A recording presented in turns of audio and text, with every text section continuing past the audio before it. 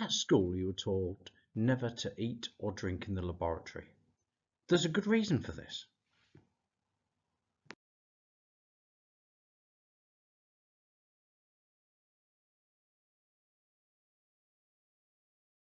However, as a young, excited student going to an open day at the University of York, one of the professors told me the story of how saccharin, the first artificial sweetener, was discovered, and I was both fascinated and horrified. Saccharin, discovered in 1879 by a chap called Konstantin Thalberg, was discovered completely by accident. This chemist tasted something that had spilt onto his hands and discovered it was sweet, leading to the discovery of saccharin, the first artificial sweetener and the trailblazer for the kind of sweeteners that you might put in your tea and that might be used in diet drinks now. Naturally, serendipitous discoveries, that's those that are discovered by accident, are all too common. So I thought I'd tell you about a few. Some of them you might know about, others might surprise you. The first accidental discovery I'd like to discuss can be found in staff classrooms and offices. But what is this accidental discovery? This is your thinking time.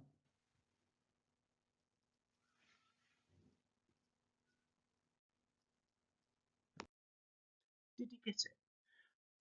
This, of course, was Post-it notes.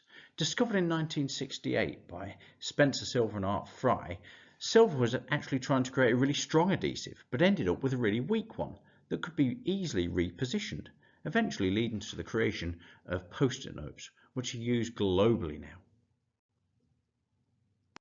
Here's another one for you. A chap called Demenstrel, a Swiss engineer.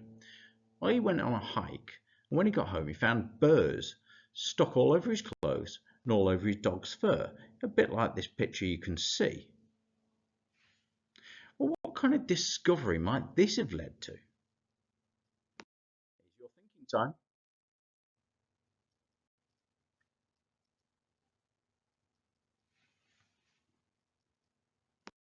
Well, actually, if you have a close look at the plant that burrs grow in and zoom in further, we might be able to get some clues. If we have a look at this area, under the microscope, what do we see? So here's some burrs under the microscope. Any ideas yet? He didn't get annoyed by the fact that it was covered in burrs. He did exactly this. He looked under the microscope and noticed these tiny hooks. Here's a microscopic picture of what invention it led to. You surely must have it now. This led to the invention of Velcro, the kind of things that we might find in clothing, in trainers, certainly back in the 80s when I was a kid, all over the place to hold two pieces of fabric together. I've got another one for you. What invention could this noble gentleman's obsession with gambling have led to? Here's your thinking time.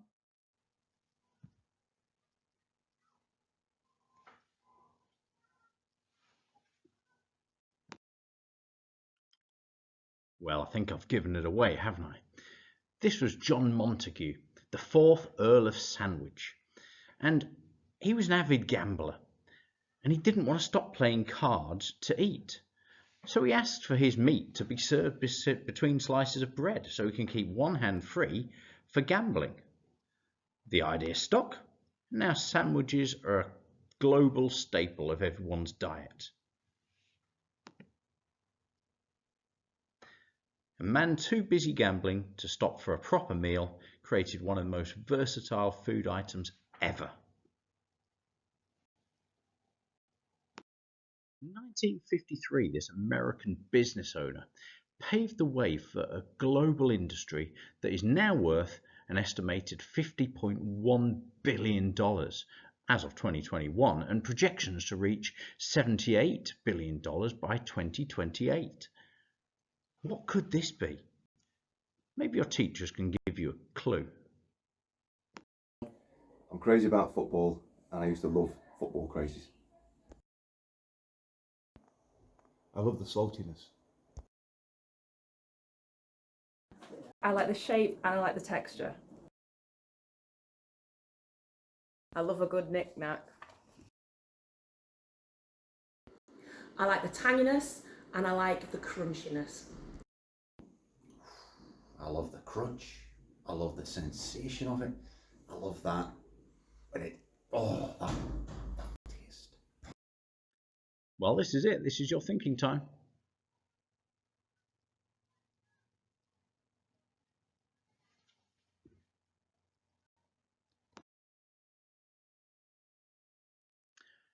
Yes, you've got it. It's the humble crisp. The credit for discovering the crisp as we know it was given to someone called George Crumb in 1853. The backstory being that a customer at one of his restaurants kept complaining that Crumb's fried potatoes were too thick. In a fit of frustration, Crumb sliced them as thin as possible, fried them to a crisp, heavily salted them, thinking that they would be completely inedible. Turns out the customer loved them, and the potato chips or crisps were born. The irony, of course, being that an annoyed chef accidentally created one of the world's most beloved snacks. It's quite funny, isn't it, really? And there are many more. Consider the 1943 discovery of the Slinky.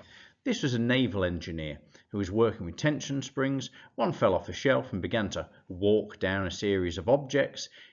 Instead of panicking, James stared at the spring as it continued to move on its own, eventually leading to the creation of the Slinky, a toy, essentially.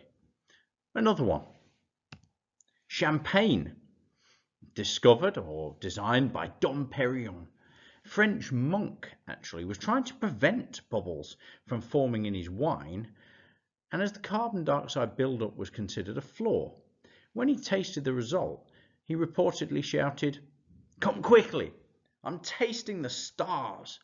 Despite trying to get rid of the bubbles, he ended up creating sparkling champagne, the iconic celebratory drink. Of course, others include medicines. Both penicillin and Viagra were discovered completely by accident, or should I say, the effects of Viagra. So what's the sort of moral of this? Well, as we've seen, some of the greatest discoveries in history came about by accident, when people were simply experimenting, making mistakes, or just not paying attention to things that didn't go as expected. So the moral is, never be afraid of accidents, mistakes, or the unknown. Sometimes what we seem like a failure or a deviation from your plan could actually lead to something quite extraordinary. In life, just like in science, the key is to stay curious, keep experimenting, and always be open to the unexpected. After all, who knows what incredible discoveries you might stumble upon just by paying attention to your accidents in your own journey.